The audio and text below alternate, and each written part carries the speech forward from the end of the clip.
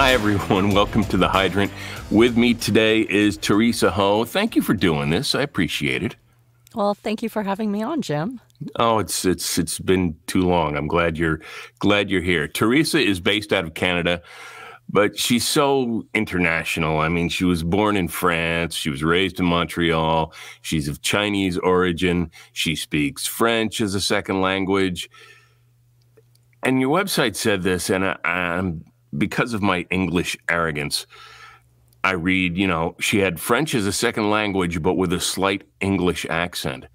And if you speak English your whole life, you think there is no English accent. I mean, I can see French accents and Spanish accents, but English accent? What is that?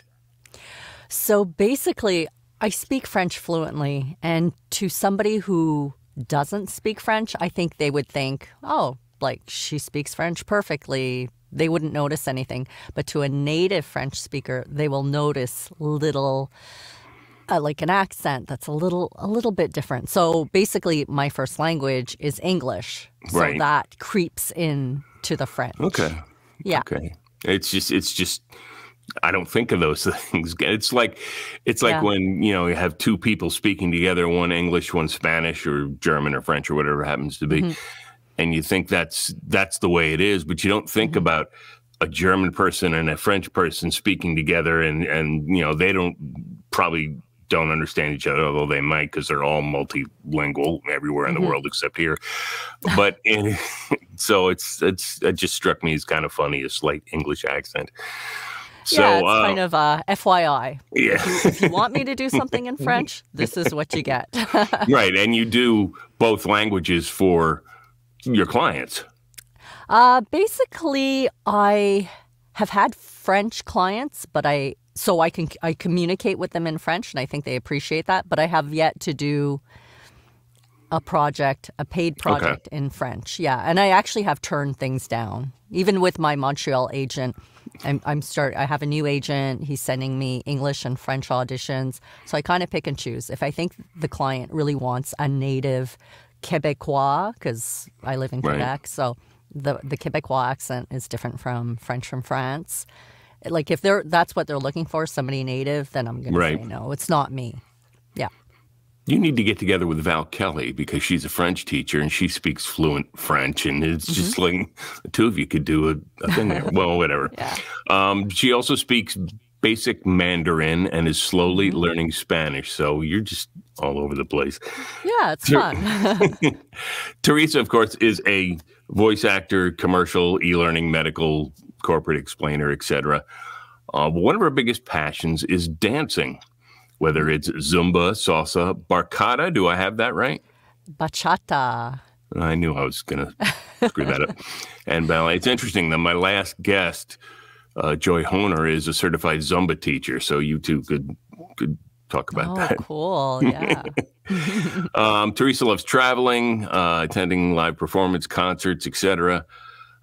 She's a self-proclaimed fashionista and foodie, and you're going to get in trouble with foodie because I've got some questions for you.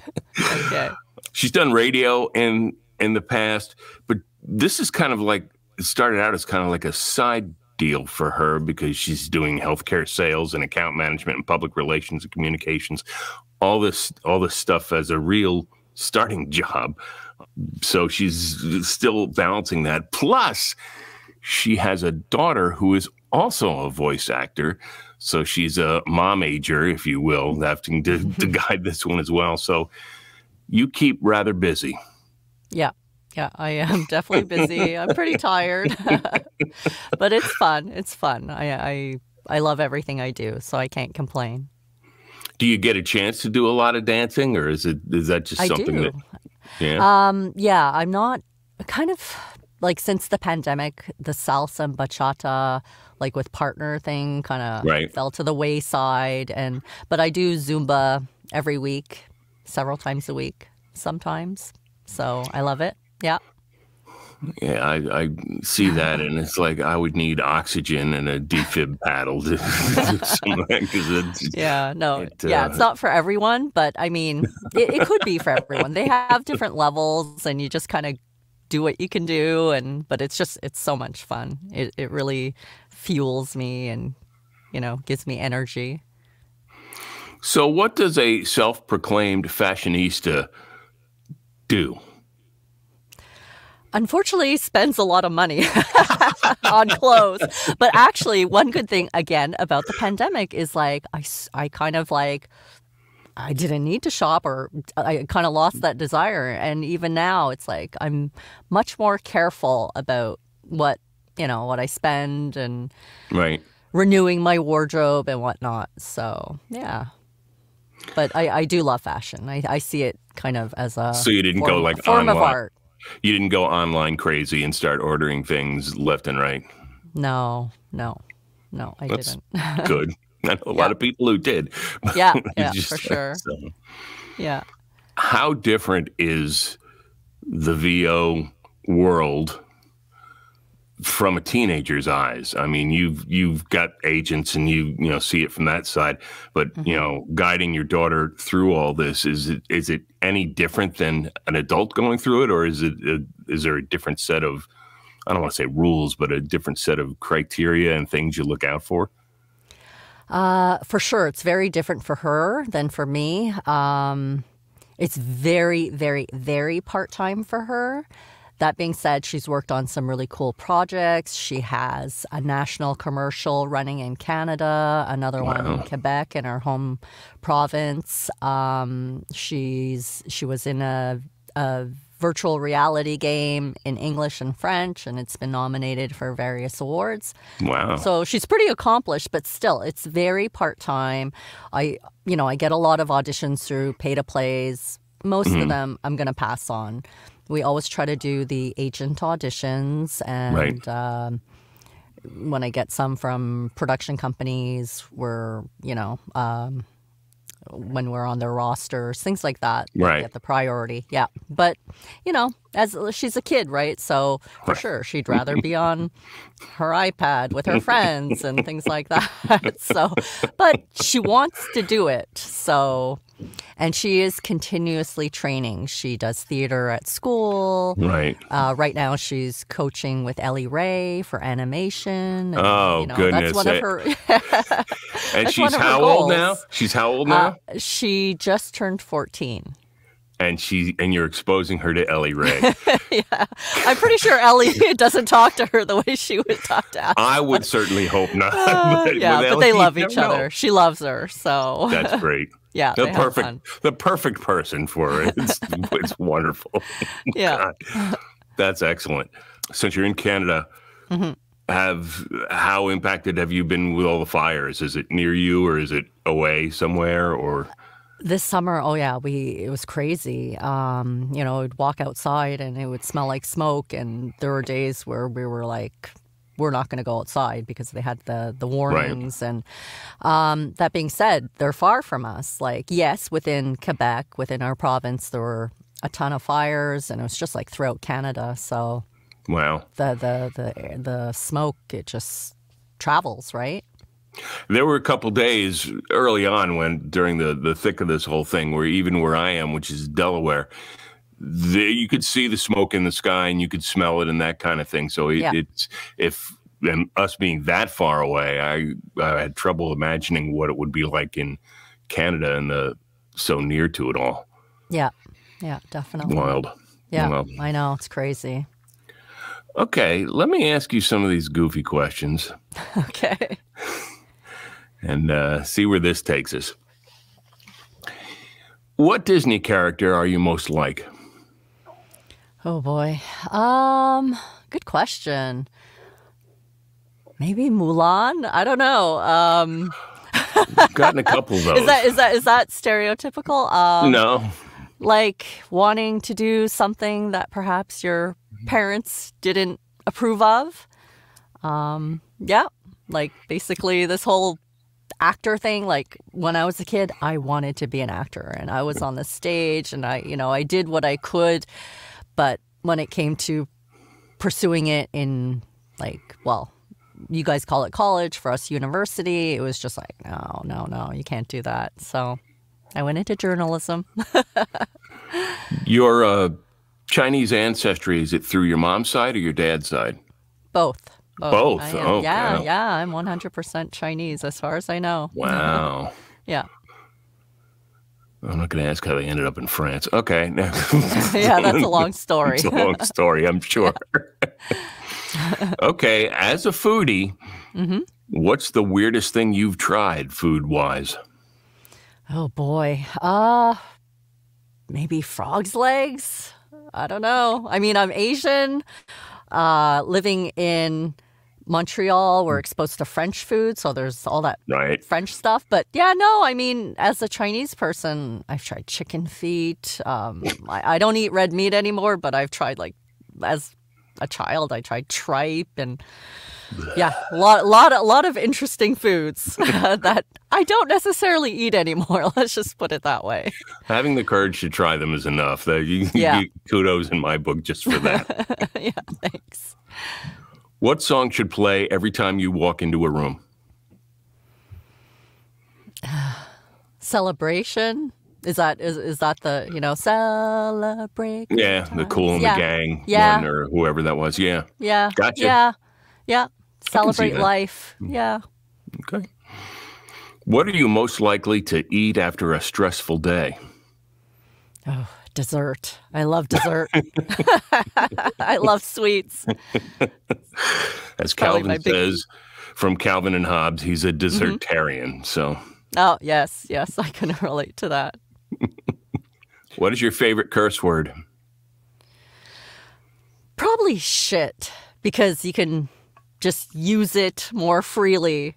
The other ones, you might have to be a little more, I don't know. Well, like if I'm really mad, yeah, the F word comes out. But yeah, but shit, shit this, shit that. You know? Yeah. Okay. I like it. Especially with teenagers around. Yeah, sometimes it's self-censoring. It doesn't work. Yeah, exactly. If you were an ice cream flavor, what would you be?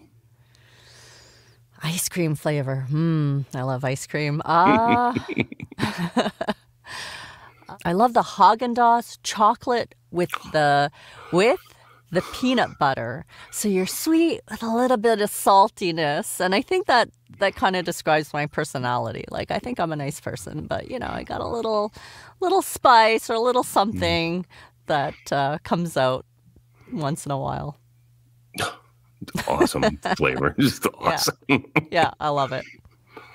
Who would play you in a movie about your life?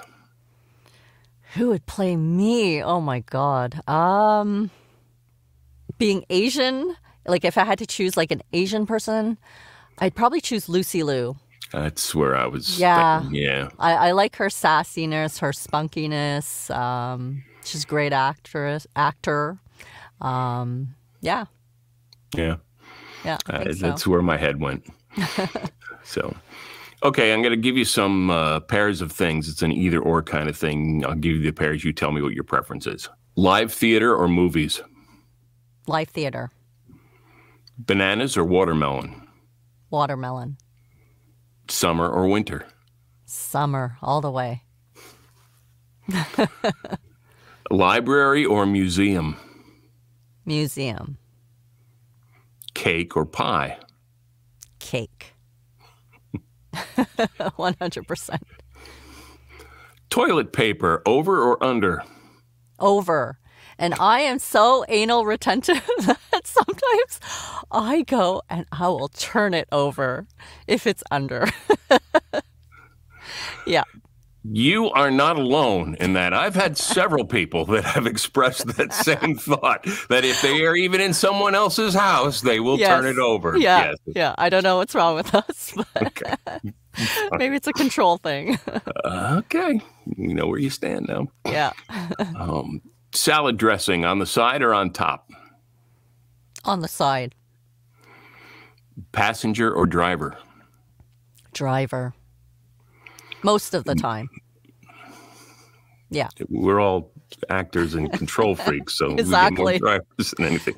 The only time someone says passenger is I'll be a passenger if I'm sitting in the back seat and someone is driving me. But other than that, no. Yeah. Dark chocolate or red wine? I kind of like both. And I think both go together very well, but I'll choose red wine. Okay. I'll choose red wine. What superpower would you rather have, invisibility or shape-shifting? Invisibility. Yeah. Much more possibilities for deviant behavior with invisibility. Exactly. That's exactly what I was thinking. I didn't want to say it, but no, I understand. Yeah. Would you rather give up your cell phone for a month or bathing for a month? Oh boy, that's tough. If I have to function in society, well, actually, I don't think I could function either way, but I'll choose my phone as like a test for myself. Okay. Yeah. It's a good approach. Yeah. Would you rather have all traffic lights you approach be green or never have to stand in line again? Which one would I prefer? Never to have to stand in line again. Okay. Would you rather go skydiving in a rainstorm or climb the antenna at the top of the Empire State Building on a windy day? Oh my God. Neither one nor the other.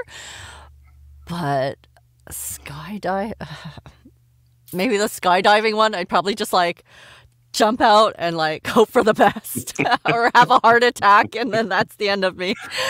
Either one of those, I'd be dead. So exactly. my body would not tolerate that. No. This is a good one for you, being a traveler. Would you rather travel the world for a year on a shoestring budget or stay in only one country for a year but live in luxury? I would do the one country for 1 year in luxury. Okay. Yeah.